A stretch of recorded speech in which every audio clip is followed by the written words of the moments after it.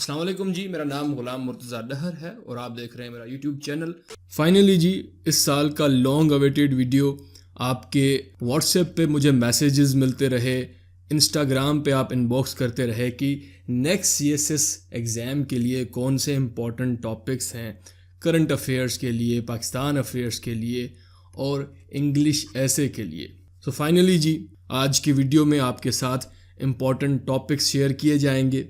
अब ये वीडियो दिसंबर के एंड में इसलिए अपलोड हो रहा है क्योंकि ये सही वक्त होता है जहाँ पे पूरे साल के ट्रेंड्स एनालाइज हो चुके होते हैं और प्रेडिक्शन आसान होती है कि कौन से हॉट टॉपिक हैं और कौन से एरियाज़ इम्पॉर्टेंट हैं अपकमिंग एग्ज़ाम्स के लिए। लेकिन याद रहे कि ये टॉपिक जो आज आपके साथ शेयर किए जा रहे हैं ये सिर्फ नेक्स्ट सीएसएस एग्ज़ाम के लिए इम्पॉर्टेंट नहीं है, बल्कि आपके फ्यूचर जो भी एग्ज़ाम्स होने वाले हैं, आप कभी भी ये वीडियो देख रहे हैं तो इन टॉपिक्स को आप इन एंगल्स में तैयार कर लें जो आज आपके साथ शेयर किए जाएंगे। So the life of this video is beyond the upcoming CSS exam. सबसे पहले वो कैंडिडेट्स जो सीएसएस और पीएमएस की प्रिपरेशन में बिगनर लेवल पे हैं, उनके लिए nimbliz.com के प्लेटफॉर्म पे 6 घंटे का शॉर्ट कोर्स अवेलेबल है करंट अफेयर्स के लिए।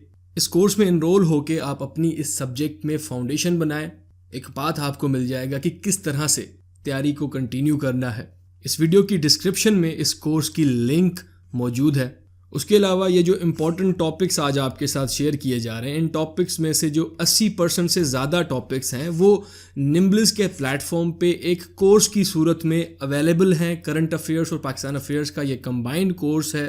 तकरीबन 80 टॉपिक्स आपके साथ डिटेल्ड लेक्चर फॉर्म में शेयर किए जाएंगे। सो जिन कैंडिडेट्स का एग्ज़ाम बहुत ही जल्द होने वाला है उनको रिकमेंड किया जाता है कि इस कोर्स में एनरोल हों और इस कोर्स की लिंक भी इस वीडियो की डिस्क्रिप्शन में मौजूद है। उसके अलावा जो कैंडिडेट्स फ्यूचर में करंट अफेयर्स और पाकिस्तान अफेयर्स के ऑनलाइन बैचेस को ज्वाइन करना चाहते हैं तो वो इस व्हाट्सएप नंबर पर रब्ता करें। प्रीवियस बैचेस में जो स्टूडेंट्स पढ़ चुके हैं उनके रिव्यूज़ को भी एक बार सुन लें। इस वीडियो की लिंक भी डिस्क्रिप्शन में मौजूद है। सो ऑनलाइन बैचेस में हम 6 वीक्स के अंदर करंट और पाकिस्तान अफेयर्स का सिलेबस सीएसएस के पैटर्न के मुताबिक कंप्लीट करते हैं। अपकमिंग एग्जाम्स में जो इंपॉर्टेंट टॉपिक्स हैं उसमें सबसे पहले हिस्ट्री के पोर्शन की, पाकिस्तान अफेयर्स के हिस्ट्री के पोर्शन की बात करें तो उसमें प्री पार्टीशन, पाकिस्तान के बनने से पहले का जो टाइम पीरियड था उसमें सबसे पहला टॉपिक जी evolution and downfall of Muslim society in subcontinent. बड़े सगीर में मुस्लिम सोसाइटी किन फैक्टर्स की वजह से इवॉल्व हुई और डाउनफॉल के क्या रीजंस थे, बुलेट के फॉर्म में अपने पास तैयार कर लें। जैसे 20 मार्क्स का सवाल आ जाता है तो उसे आप अटैम्प्ट कर पाएं। Number 2, reformist movements 15th century से 17th सेंचुरी तक। इसमें जो 3 रिफॉर्मर्स हैं वो तो आपने तैयार कर ही लेने हैं। शाह वलीउल्लाह, शेख अहमद सिरंदी, सैयद अहमद। इनकी अर्ली लाइफ, इनके टाइम पीरियड में क्या चैलेंजेस थे मुस्लिम सोसाइटी के लिए, इनकी सर्विसेज क्या रही और उनका इम्पैक्ट क्या था। बुलेट के फॉर्म में ये टॉपिक भी आप तीनों तैयार करके रखें। नेक्स्ट जी, अलीगढ़ मूवमेंट, सर सैयद अहमद खान की क्या सर्विसेज थी, सर सैयद अहमद खान के ऊपर क्रिटिसिज्म क्या था, उनकी सर्विसेज का मुसलमानों के ऊपर क्या इम्पैक्ट पड़ा। नेक्स्ट, इलाहाबाद एड्रेस 1930 में इकबाल साहब ने अपना क्या विजन शेयर किया। 5th, 1940 से 1947 का ये जो डिकेड है, count down to independence, Lahore resolution से 1947 तक, पाकिस्तान की आज़ादी तक जो डेवलपमेंट्स हैं इनको बुलेट फॉर्म में आप तैयार कर लें। इनमें से MCQ भी आ सकता है, एक सवाल भी आ सकता है। प्री पार्टीशन में जो आखिरी इंपॉर्टेंट टॉपिक है that is ideology of Pakistan, Pakistan का नज़रिया, 2 नेशन थ्योरी, मुस्लिम नेशनलिज्म, लीडर्स की सेइंग, इलामा इकबाल और कायदे आज़म की स्टेटमेंट्स को यूज़ करते हुए आइडियोलॉजी को एक्सप्लेन करें।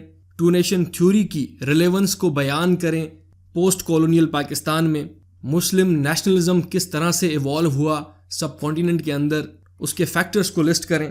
हिस्ट्री के पोर्शन में दूसरी तरफ पोस्ट पार्टीशन में 2 इंपॉर्टेंट टॉपिक्स हैं। पहला, कॉन्स्टिट्यूशनल क्राइसिस 1947 से 1973 तक जो कॉन्स्टिट्यूशनल क्राइसिस रहे हैं, उसके बाद 1973 ऑनवर्ड सेंटर और प्रोविंस के रिलेशंस किस तरह से रहे हैं पाकिस्तान में और कौन सी अमेंडमेंट्स ने इन रिलेशंस को अफेक्ट किया। पोस्ट पार्टीशन में second topic debacle of east Pakistan, east Pakistan का टूटना और बांग्लादेश का बनना किस तरह से पाकिस्तान में नेशनल इंटीग्रेशन का फेलियर था, क्या बांग्लादेश बनने के बाद भी टू नेशन थ्योरी अभी भी रिलेवेंट है, इन सवालों के जवाब। अब जी करंट अफेयर्स के टॉपिक्स की तरफ बढ़ने से पहले ये बहुत जरूरी है कि आपको पता हो कि कोई भी टॉपिक कैसे प्रिपेयर किया जाता है। सबसे पहले जो भी टॉपिक आप प्रिपेयर करें तो इन सवालों के जवाब ढूंढ लें, what, when, why, who and how. मसलन आपके पास टॉपिक है कि अरब स्टेट्स इसराइल के साथ टाइज को नॉर्मलाइज कर रहे हैं, तो ये टॉपिक है। सबसे पहले आपने व्हाट का जवाब ढूंढना है कि किस तरह से ये नजर आ रहा है कि टाइज नॉर्मलाइज हो रहे हैं, क्या हो क्या रहा है। अच्छा, टाइज नॉर्मलाइज हो रहे हैं, कब से हो रहे हैं, क्यों हो रहे हैं, कौन कर रहा है और कैसे हो रहे हैं। नॉर्मलाइज किस तरह से टाइज किए जाते हैं, नॉर्मलाइज होने का मतलब क्या है। दूसरी पॉइंट, जो भी टॉपिक आप तैयार करें उसके स्टेक होल्डर्स को लिस्ट करें, उन स्टेट्स को लिस्ट करें कि जो उस पर्टिकुलर इशू से अफेक्ट हो रही हैं या इंटरेस्ट ग्रुप हैं और उनका कोई रोल है उस डेवलपमेंट में, और उनके पर्सपेक्टिव्स भी आप लिस्ट करें। मसलन कोई भी इशू है तो इस इशू के अराउंड कुछ रीजनल स्टेट्स होती हैं और कुछ ग्लोबल पावर्स हैं जैसे यूएसए, चाइना, रशिया। तो उनके क्या इंटरेस्ट हैं, उनके क्या पर्सपेक्टिव हैं, क्या नैरेटिव हैं, ये आपने लिस्ट करने होते हैं। मसलन आपके पास टॉपिक है इंडिया ने कश्मीर को एनेक्स किया है, तो पहले तो आप ये ऊपर वाली पॉइंट व्हाट, व्हेन, व्हाई, इन सब सवालों के जवाब देखेंगे। उसके बाद स्टेक होल्डर कश्मीर में कौन है, जी पाकिस्तान है, इंडिया है, उसके बाद चाइना है। तो स्टेक होल्डर आपने लिस्ट कर लिए। फिर आप देखेंगे कि पाकिस्तान का क्या पॉइंट ऑफ व्यू है, इंडिया का क्या पॉइंट ऑफ व्यू है, चाइना का क्या पॉइंट ऑफ व्यू है कश्मीर के ऊपर, इस डेवलपमेंट के ऊपर, और ग्लोबल लीडर्स क्या कहते हैं। आपने किसी स्टेट का अगर पॉइंट ऑफ व्यू देखना हो तो उनके किसी भी न्यूज़पेपर जो नेशनल लेवल पे पढ़ा जाता हो उसके एडिटोरियल को पढ़ लें डेवलपमेंट होने के बाद। मसलन कश्मीर के एनेक्स होने के बाद अगर आप द हिंदू उसके एडिटोरियल को पढ़ें तो आपको इंडियन नैरेटिव पता चल जाएगा, और पाकिस्तान में डॉन के एडिटोरियल के पढ़ें एनेक्सेशन के ऊपर तो आपको पाकिस्तान का नैरेटिव पता चल जाएगा। दूसरी पॉइंट ये है कि आपने स्टेक होल्डर्स को, इंटरेस्ट ग्रुप्स को, उन कंट्रीज को लिस्ट करना है, उनके पर्सपेक्टिव्स देखने हैं इशू के अराउंड, और बुलेट फॉर्म में आपने याद करने के लिए लिख लेने हैं। तीसरी पॉइंट, आप जो भी इशू, जो भी टॉपिक तैयार करने लगे हैं, अगर कोई इशू है तो उसके इम्पैक्ट्स आप लिस्ट कर लें कि उसके असर क्या पड़ रहे हैं। मसलन इस्लामोफोबिया है तो इस्लामोफोबिया के इम्पैक्ट्स मुस्लिम वर्ल्ड के ऊपर क्या हैं और वेस्ट के ऊपर क्या हैं, ये आपने देख लेने। और आखिर में जो भी टॉपिक आप तैयार कर रहे हो उसके पर्सपेक्टिव में आपने पाकिस्तान को भी देखना है कि हाउ शुड पाकिस्तान रिएक्ट। मसलन अगर आपका टॉपिक है आप सऊदी और ईरान के बीच में टेंशंस को पढ़ रहे हैं तो इन टेंशंस के चलते पाकिस्तान का क्या रिएक्शन होना चाहिए, पाकिस्तान का क्या रोल होना चाहिए। मसलन अरब कंट्रीज इसराइल को रिकॉग्नाइज कर रहे हैं तो क्या पाकिस्तान को क्या करना चाहिए, रिकॉग्नाइज करना चाहिए कि नहीं करना चाहिए, पाकिस्तान के नेशनल इंटरेस्ट में है या नहीं है। तो इस तरह इन 4 पॉइंट्स को आप ध्यान में रख के कोई भी टॉपिक तैयार करेंगे तो वो कम्प्रीहेंसिवली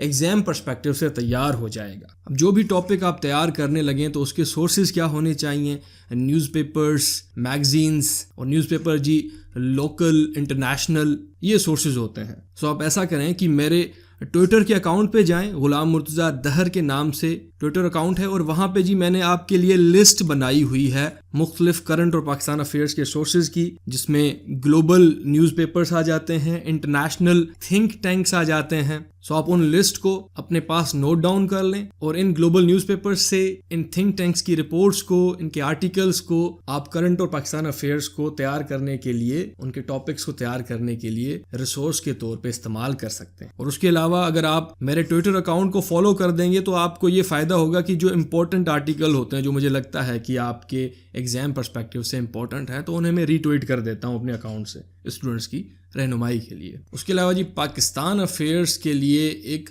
डिटेल्ड वीडियो मैंने अलग से बनाया हुआ है कि कौन से रेफरेंस बुक्स हैं, तो वो वीडियो भी आप देख लें, इसका लिंक भी डिस्क्रिप्शन में मौजूद है। आखिर में जी एक वीडियो इंपॉर्टेंट रिपोर्ट्स के ऊपर है। ये वो रिपोर्ट्स हैं जो आप अपने current affairs, Pakistan affairs, international relation और इंग्लिश ऐसे के पेपर में यूज़ कर सकते हैं अपने अपकमिंग एग्जाम्स में, रिटन आंसर्स में। तो इस वीडियो की लिंक भी डिस्क्रिप्शन में मौजूद है। ये जी कुछ लोगों को सवाल होगा कि वाई दिस वीडियो। अब इसका सीधा सीधा जवाब यह है कि 2020 में पूरे साल में, साल के स्टार्ट से आखिर तक जो भी स्टूडेंट्स मेरे पास ऑनलाइन बैचेस में पढ़ते रहे हैं, उनके साथ मुझे कुछ important topics, important development share करनी थी एग्ज़ाम पर्सपेक्टिव से।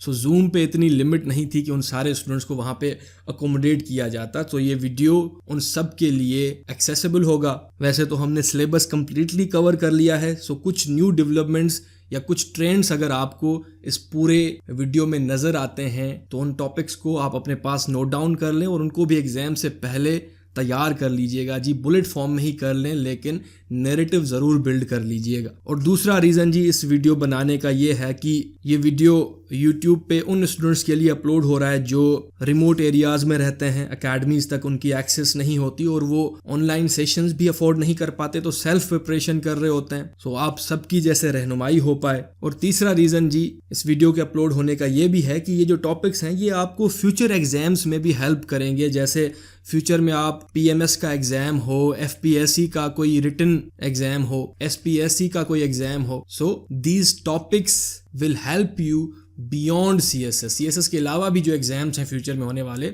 आपको उस सब में ये टॉपिक्स हेल्प करने वाले हैं जी। इंपॉर्टेंट टॉपिक्स में हमने हिस्ट्री के पोर्शन को देख लिया। अब करंट अफेयर्स से ओवरलैपिंग और कोर करंट अफेयर्स के जो टॉपिक हैं उनकी तरफ आते हैं।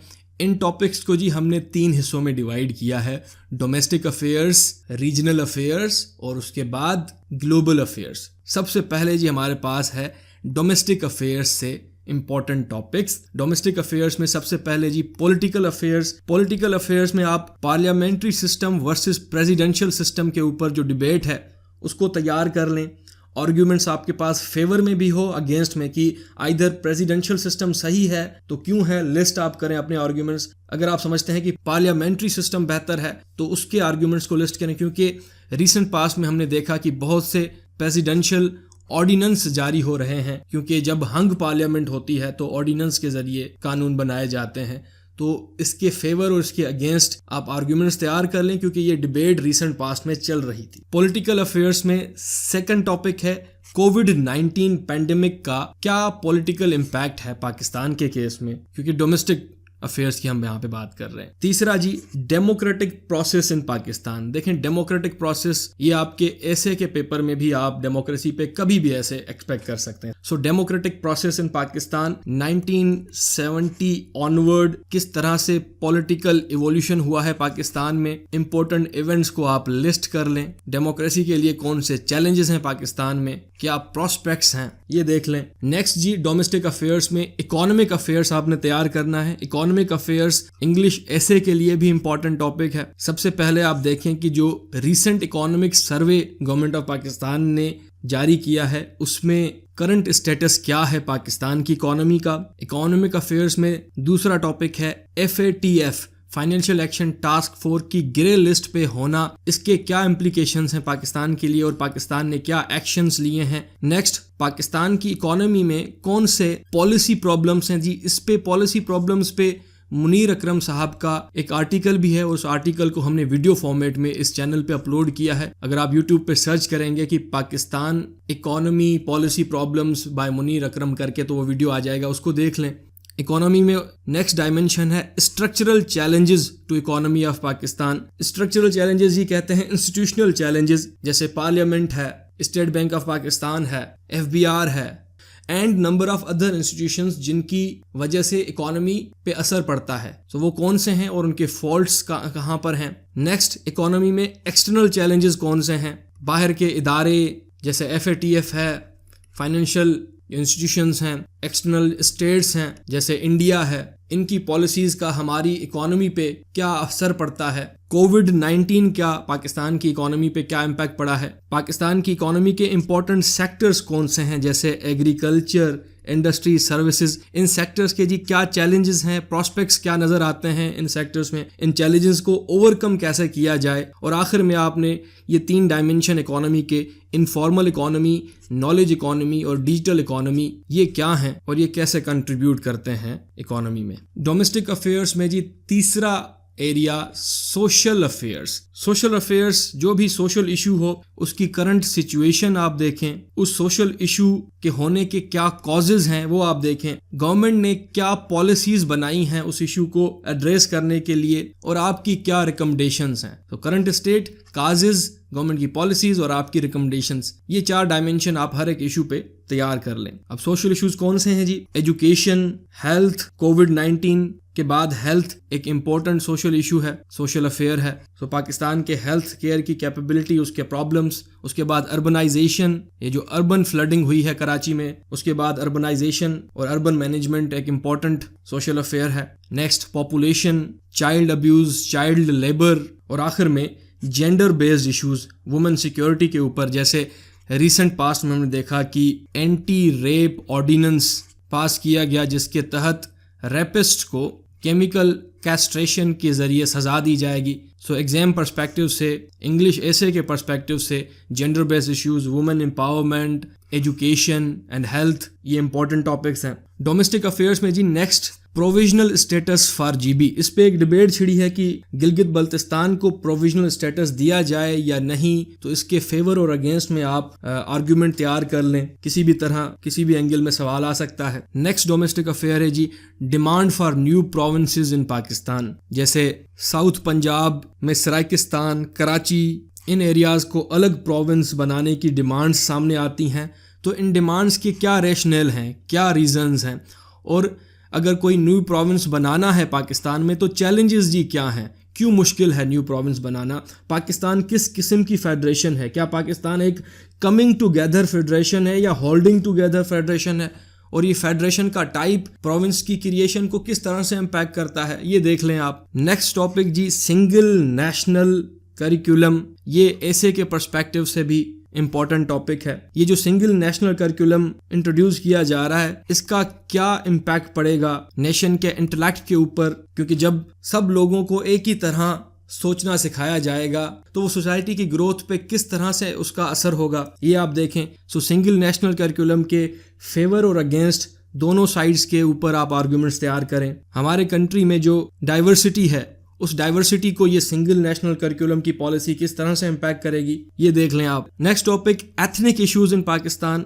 सो एथनिक इश्यूज में फिरकावारियत, रिलीजन के बुनियाद पे कौन से एथनिक इश्यूज हैं, लैंग्वेज के बुनियाद पे कौन से इश्यूज हैं। सो इन इश्यूज को लिस्ट करें, उनके कॉजेज और रेमेडीज को भी लिस्ट कर लें अपने पास। उसके अलावा 5th नंबर पे जी challenges to national integration. Pakistan में नेशनल इंटीग्रेशन के लिए कौन से चैलेंजेस हैं। 6th नंबर पे बलूचिस्तान इशू। अब बलूचिस्तान में जो इंसर्जेंसी है, जो सेपरेटिस्ट हैं, उनकी क्या डिमांड्स हैं, इंडिया फैक्टर किस तरह से बलूचिस्तान के इशू को इम्पैक्ट करता है, बलूचिस्तान में जो सिक्योरिटी सिचुएशन है वो सीपैक को किस तरह से इम्पैक्ट करती है। बलूचिस्तान में जी गवादर को फेंस किया जा रहा है, क्या ये फेंसिंग करना सही है या गलत है, आपका क्या ओपिनियन है। डोमेस्टिक अफेयर्स में 7th नंबर पे 18th अमेंडमेंट और NFC award.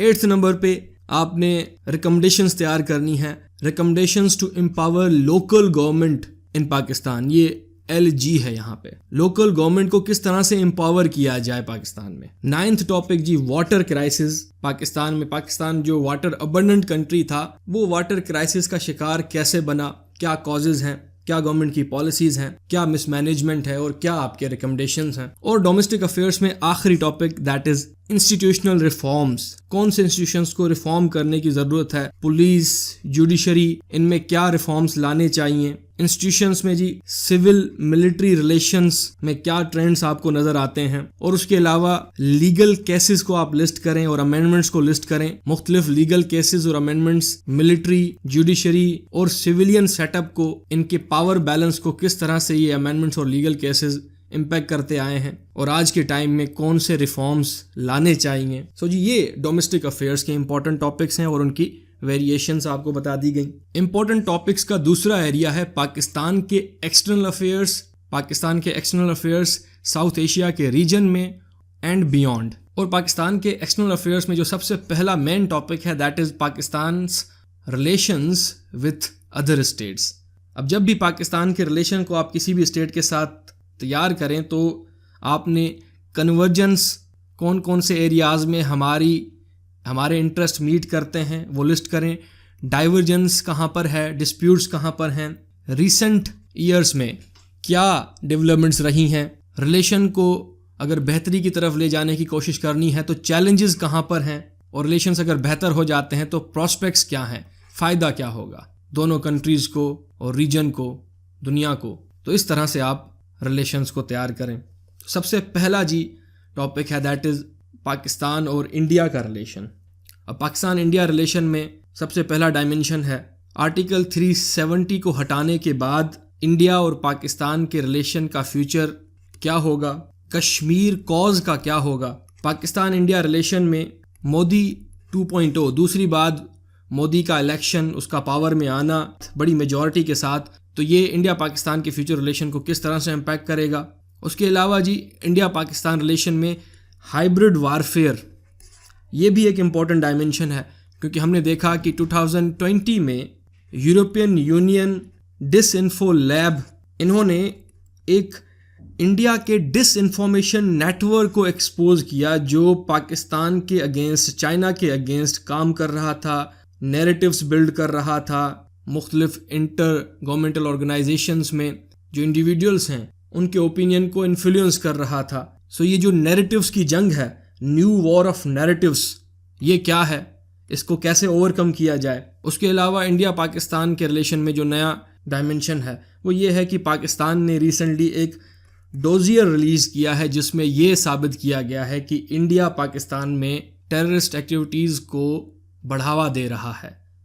So Indian terrorism in Pakistan किस तरह से हो रहा है, दुनिया का उस पर क्या रिएक्शन है और पाकिस्तान को कैसे रिस्पॉन्ड करना चाहिए। उसके अलावा जी इंडिया और इसराइल का क्लोज होना पाकिस्तान को किस तरह से इम्पैक्ट करेगा और कर रहा है, एंड इंडिया एंड यूएसए का क्लोज होना पाकिस्तान को किस तरह से इम्पैक्ट करता है, रीजन को किस तरह से इम्पैक्ट करता है। इसमें जैसे जी इंडिया और यूएसए के जो पैक्स हो चुके हैं, लीमुआ, कॉमकासा और रिसेंटली जी बेका, ये पैक्स क्या हैं और ये पैक्स साउथ एशिया के रीजन में पावर बैलेंस को किस तरह से इम्पैक्ट करते हैं। नेक्स्ट जी पाकिस्तान और चाइना का रिलेशन आपने देखना है कि सी पैक, तो आपने समझ ही लेना है कि सी पैक है क्या और सी पैक के बियॉन्ड पाकिस्तान और चाइना का क्या रिलेशन है, और इसमें आपने चाइना और इंडिया के जो बॉर्डर टेंशन्स हमने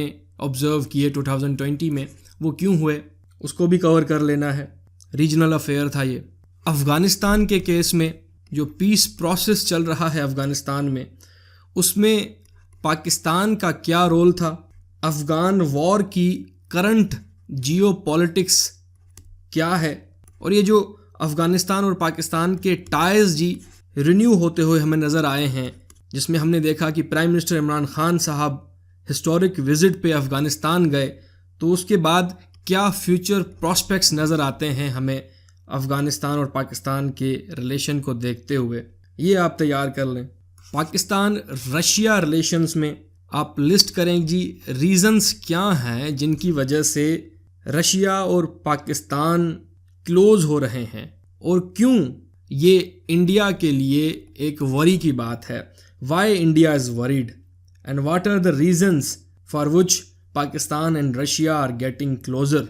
और आप देखें कि पाकिस्तान और रशिया की कोऑपरेशन एनर्जी के सेक्टर में क्या है, और डिफेंस कोऑपरेशन में आप रिसेंट पास्ट में जो ड्रिल्स हुई हैं, जॉइंट ड्रिल्स, जैसे नवंबर 2020 में भी जॉइंट ड्रिल हुई, उनको लिस्ट कर लें। ये दो वो कंट्री हैं जो कोल्ड वॉर में एक दूसरे के अगेंस्ट थे और आज क्लोज हो रहे हैं, डिफेंस कोऑपरेशन होते हुए नज़र आ रही है। क्या वजह है आखिर। पाकिस्तान ईरान के केस में आप देखें कि जो ईरान और चाइना की न्यू पार्टनरशिप है उसका रीजन पे क्या इम्पैक्ट पड़ेगा, what the new Iran China partnership means for the reason.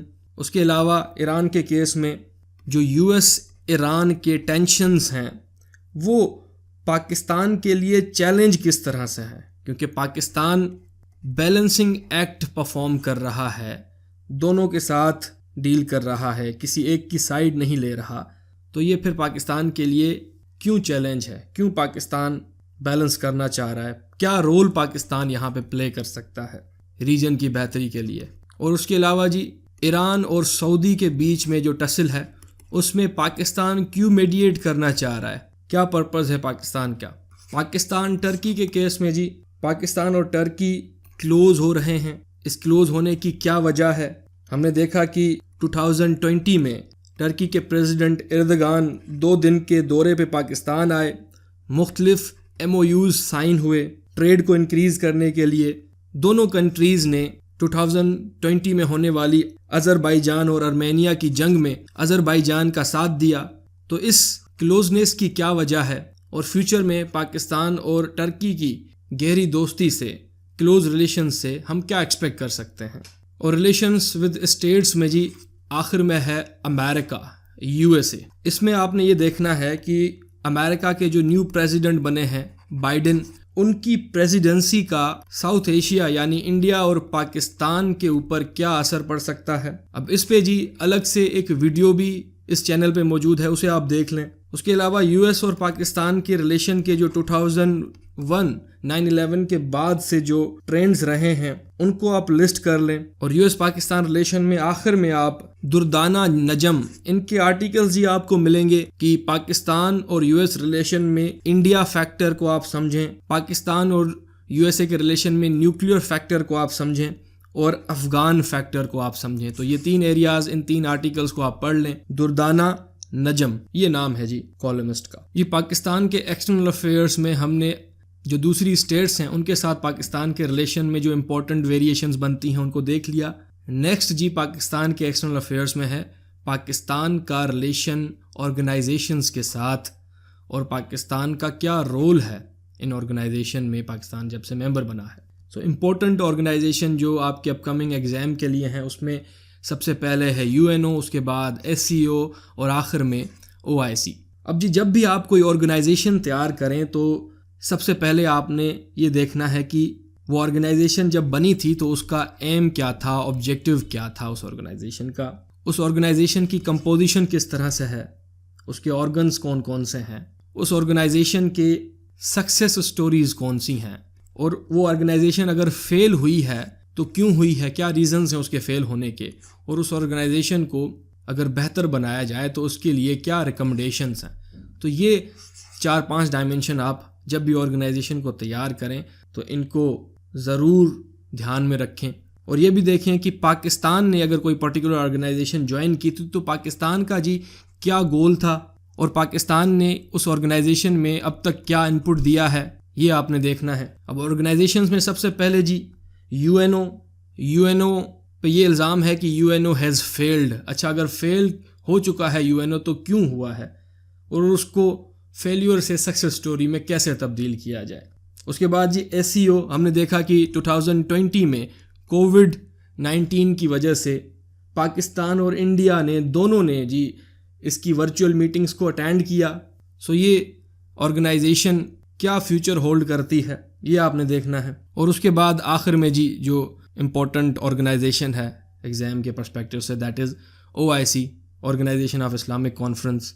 क्यों ये जी ऑर्गेनाइजेशन फेल हो रही है, क्यों ऑर्गेनाइजेशन, ये OIC की ऑर्गेनाइजेशन कश्मीर के इशू पे पहले सॉफ्ट थी और इसका रिस्पांस जी बहुत देर से आया, और ये जो इंटरनल डिविजन्स हैं, ये जो मेंबर कंट्रीज़ हैं, मेंबर स्टेट्स हैं OIC की, वो इसके ग्रोथ में किस तरह से इशू हैं। यानी इंटरनल डिविजन्स जो विद इन मेंबर्स हैं वो कौन सी डिविजन्स हैं, कौन कौन से कंट्रीज़ की आपस में डाइवर्जेंस हैं और वो फिर किस तरह से OIC को इम्पैक्ट करती हैं, और कुछ वे फॉरवर्ड भी आप तैयार कर लें।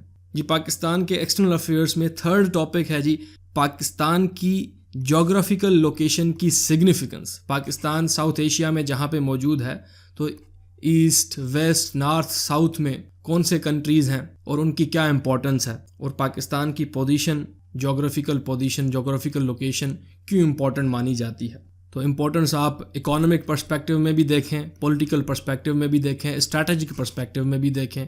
और आखिर में जी हाइड्रोपॉलिटिक्स इन साउथ एशिया, ये टॉपिक आप तैयार कर लें। अब हाइड्रोपॉलिटिक्स साउथ एशिया में आप पाकिस्तान और अफ़गानिस्तान के बीच क्या पॉलिटिक्स है वाटर के ऊपर, पाकिस्तान और इंडिया के बीच क्या पॉलिटिक्स है वाटर के ऊपर, और इसमें जो इंडस वाटर्स ट्रीटी है उसको आप पढ़ लें, उसके मैकेनिज़्म को पढ़ लें, डिस्प्यूट रेजोल्यूशन को पढ़ लें। और पाकिस्तान और अफ़गानिस्तान के बीच अगर कोई डाइवर्जेंस है वाटर के ऊपर तो वो क्या है, कौन सी रिवर के ऊपर है, कौन से डैम की वजह से है, और पॉसिबल सॉल्यूशन क्या हो सकता है डिस्प्यूट्स को रिजॉल्व करने के लिए। अब जी इम्पॉर्टेंट टॉपिक्स के आखिरी हिस्से की तरफ आते हैं, ग्लोबल अफेयर्स। ग्लोबल अफेयर्स में कौन से इंपॉर्टेंट टॉपिक्स हैं? सबसे पहले द राइज ऑफ इस्लामोफोबिया। जो एंटी मुस्लिम सेंटिमेंट्स हैं वो दुनिया में राइज पे हैं। हमने देखा कि 2020 में फ्रांस के प्रेसिडेंट मैक्रोन ने एक क्रैकडाउन स्टार्ट कर दिया है मुसलमानों के खिलाफ, मस्जिदों की सुपरविजन स्टार्ट कर दी है उन्होंने। मैक्रोन ने ब्लास्फेमस कार्टून्स को सपोर्ट किया, कहा कि ये फ्रीडम ऑफ एक्सप्रेशन है। इंडिया में हमने देखा कि एंटी मुस्लिम लॉज बनाए जा रहे हैं, CAA, NRC। म्यांमार में हमने देखा कि रोहिंग्या मुसलमानों के साथ क्या सलूक हुआ। चाइना में मुसलमानों के साथ क्या हो रहा है। तो ये जो इस्लामोफोबिया राइज पर है दुनिया भर में, इसके क्या कॉजेज़ हैं, इसके इम्प्लिकेशंस क्या हैं जी, वे फॉरवर्ड क्या है, रिकमेंडेशंस और सजेशंस आप तैयार करें। तो इम्प्लिकेशंस जी, एक तो मुस्लिम वर्ल्ड पे इसके क्या इम्प्लिकेशंस हैं, और उसके अलावा जो नॉन मुस्लिम कंट्रीज़ हैं दुनिया भर पे क्या इस्लामोफोबिया का असर पड़ता है सोशल, पॉलिटिकल, इकोनॉमिक पर्सपेक्टिव से। क्योंकि हमने देखा कि मैक्रोन के एक्शंस के बाद मुस्लिम वर्ल्ड ने उनके प्रोडक्ट्स को बाइकआउट करना स्टार्ट किया। सो इकोनॉमिक इम्प्लिकेशन भी है इस्लामोफोबिया का, तो ये लिस्ट कर लें आप। ग्लोबल अफेयर्स में जी नेक्स्ट टॉपिक है मैरीटाइम पॉलिटिक्स, जिसमें आप इंडियन ओशन और पैसिफिक ओशन में कौन कौन सी स्टेट्स कंपटीशन में हैं, कौन सी स्टेट कोऑपरेट कर रही हैं, ये आप देख लें। और आप ये भी नोट डाउन कर लें कि ये जो ओशंस हैं, इंडियन ओशन और पैसिफिक ओशन, इनकी सिग्निफिकेंस क्या है जी ट्रेड के पर्सपेक्टिव में, चोक पॉइंट्स कौन कौन सी मौजूद हैं, स्ट्रैटेजिक इंपॉर्टेंस क्या है। ये टॉपिक इसलिए भी रिलेवेंट है क्योंकि हमने देखा कि 2020 में RCEP ये एक ट्रेड डील साइन हुई चाइना और एशियान कंट्रीज़ के बीच। ये आज तक की सबसे बड़ी ट्रेड डील मानी जा रही है। सो RCEP किस तरह से ये एशिया में होने वाले ट्रेड के फ्यूचर को डिफ़ाइन करेगी, और किस तरह से RCEP जो डील है वो इंडियन और पैसिफिक ओशन में कंपटीशन और कोऑपरेशन को इम्पैक्ट करेगी। आप देखें कि पैसिफिक ओशन में जो साउथ चाइना सी है उसका मैप देख लें, और उस पर जो आइलैंड्स हैं सी में, उन आइलैंड्स में कौन से कंट्रीज़ का क्लेम है, USA का क्या रोल है साउथ चाइना सी में। और आप ये देखें कि इंडियन ओशन को किस तरह से USA, चाइना और इंडिया मिलिटराइज कर रहे हैं। और ये मिलिटराइजेशन जी कहाँ पे हो रही है, क्यों हो रही है, कौन से पैक्ट्स साइन हुए हैं इंडिया और USA के बीच, जिसमें लीमोआ, कोमकासा, बेका आ जाते हैं। आप देखें कि इंडियन ओशन के पर्सपेक्टिव में ये जो इंडियन ओशन रिम एसोसिएशन है, ये एसोसिएशन क्या है, इसका एम क्या है, इसके मेंबर्स कौन से हैं, तो ये सब आप तैयार कर लें। और आप ये भी देखें कि किस तरह से इंडियन ओशन में रशिया और चाइना टीम अप हो रहे हैं। नंबर 3 पे जी ग्लोबल अफेयर्स में कोविड-19 पैंडमिक। अब सबसे पहले जी आपने इस पैंडमिक के इम्पैक्ट्स को देखना है, political impacts, economic impacts, social impacts, individuals के ऊपर इम्पैक्ट्स। पॉलिटिकल इम्पैक्ट्स में आप देखें कि कोविड-19 पैंडमिक ग्लोबलाइजेशन को किस तरह से इम्पैक्ट करेगा, डेमोक्रेसी को किस तरह से इम्पैक्ट कर रहा है। सो डेमोक्रेसी एज एन आइडियोलॉजी, इसको किस तरह से इम्पैक्ट कर रहा है, क्योंकि हमने देखा कि China is winning and west is losing this fight against covid. तो ये इन जनरल डेमोक्रेसी को फॉलो करने वाले जो भी मासेस हैं उनकी सोच में क्या तब्दीली ला सकता है ये पैंडमिक। जियो पॉलिटिक्स को किस तरह से इम्पैक्ट किया है कोविड-19 ने। और आप इसमें कोविड-19 पैंडमिक में ये भी देखें कि जो बायो वारफेयर का आइडिया है उसको किस तरह से फ़रोख्त मिल रही है, क्योंकि बायो वारफेयर जी टेररिज्म से ज़्यादा लीथल है। बायो वारफेयर क्या होता है, कैसे होता है, इसके इम्पैक्ट क्या होते हैं, और दुनिया में कंट्रीज़ ने किस तरह से इसको ओवरकम करना है। और आखिर में आप कोविड-19 पैंडमिक में ये भी तैयार करें कि जो वर्ल्ड हेल्थ ऑर्गेनाइजेशन का रोल रहा है उसको क्रिटिकली देखें, क्रिटिकली एनालाइज करें वर्ल्ड हेल्थ ऑर्गेनाइजेशन के रोल को। सो अब कोविड-19 पे आप एक ऐसे भी एक्सपेक्ट कर सकते हैं अपने एग्ज़ाम में।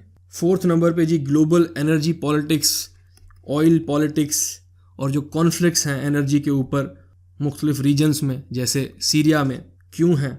ग्लोबल एनर्जी पॉलिटिक्स इसलिए भी रिलेवेंट है क्योंकि हमने देखा कि अप्रैल 2020 में ऑयल प्राइसेस नेगेटिव में चली गई। मार्च 2020 में हमने देखा कि रशिया और सऊदी अरबिया का ऑयल की प्राइस के ऊपर एक कॉन्फ्लिक्ट था, डाइवर्जेंस नज़र आई। सो इन डेवलपमेंट्स की वजह से ग्लोबल एनर्जी पॉलिटिक्स लाइमलाइट में आ गई। सो आप ये देखें कि कौन से रीजन्स में, दुनिया के कौन से रीजन्स में एनर्जी के ऊपर कॉन्फ्लिक्ट्स हैं, वो कौन सी एनर्जी पाइपलाइंस हैं जिनका कनेक्शन मुख्तलिफ कॉन्फ्लिक्ट्स के साथ है। आपकी आसानी के लिए ग्लोबल एनर्जी पॉलिटिक्स के ऊपर एक डिटेल्ड लेक्चर इस चैनल पे अवेलेबल है, वो आप सर्च करके देख लें और उसको फिर आगे वाली डेवलपमेंट्स के साथ अपडेट भी कर लें। 5th नंबर पे जी न्यूक्लियर पॉलिटिक्स। न्यूक्लियर पॉलिटिक्स में जी साउथ एशिया में क्या न्यूक्लियर पॉलिटिक्स है, डॉक्ट्राइंस, जो न्यूक्लियर डॉक्ट्राइंस हैं इंडिया और पाकिस्तान की, उसमें क्या चेंजिंग्स होते हुए हमें नज़र आ रही हैं। यूएसए और इंडिया का जो सिविल न्यूक्लियर कॉपरेशन है वो किस तरह से न्यूक्लियर पॉलिटिक्स का हिस्सा बनता है। और न्यूक्लियर पॉलिटिक्स में आप न्यूक्लियर प्रोलिफरेशन को भी कवर करें।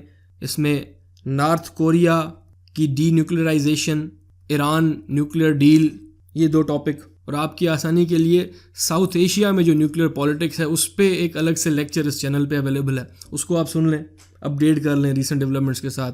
6 नंबर पे जी ग्लोबलाइजेशन एंड कैपिटलिज्म। ये आपके एसे के पर्सपेक्टिव से भी इम्पॉर्टेंट टॉपिक है।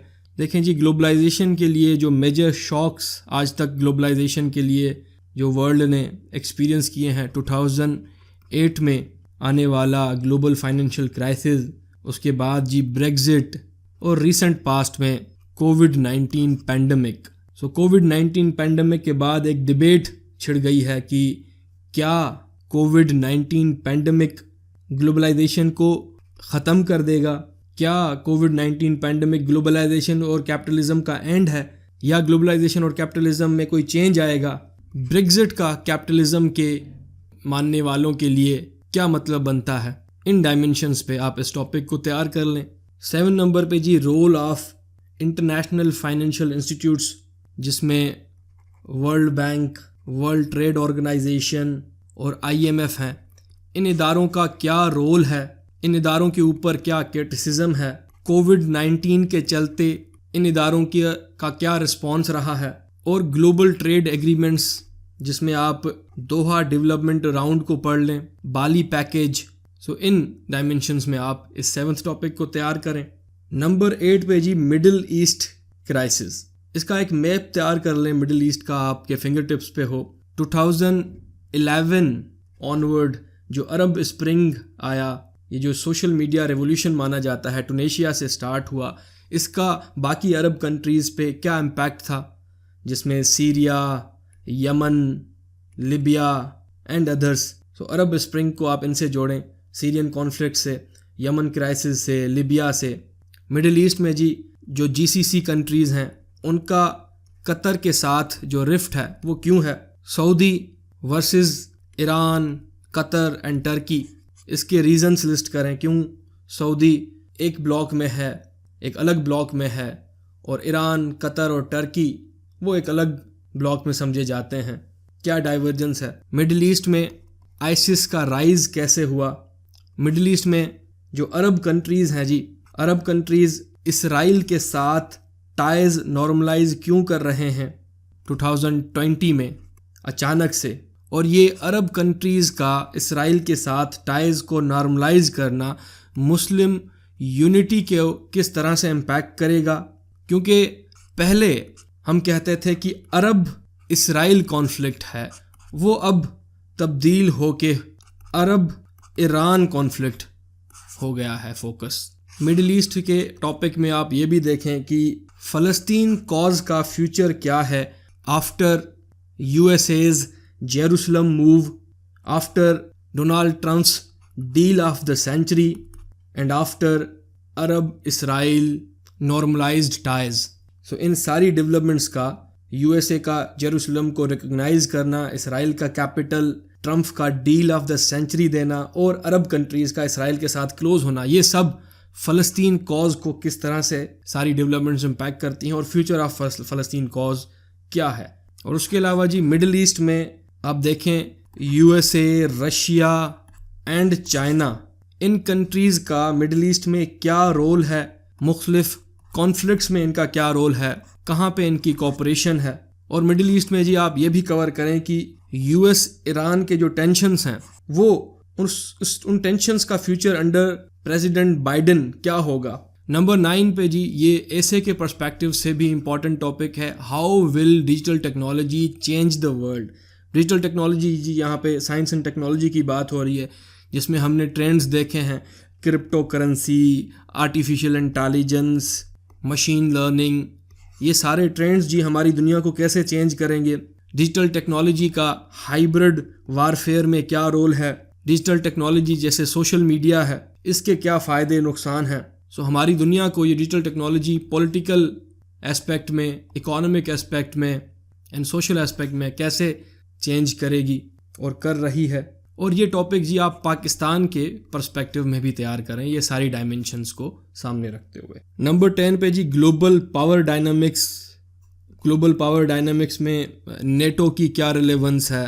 यूएसए ने रिसेंट पास्ट में under the Donald Trump administration कौन से इंटरनेशनल अलायंसेस से और ट्रीटीज से विदड्रॉ किया है। ट्रेड वॉर यूएसए और चाइना के बीच क्यों चल रही है।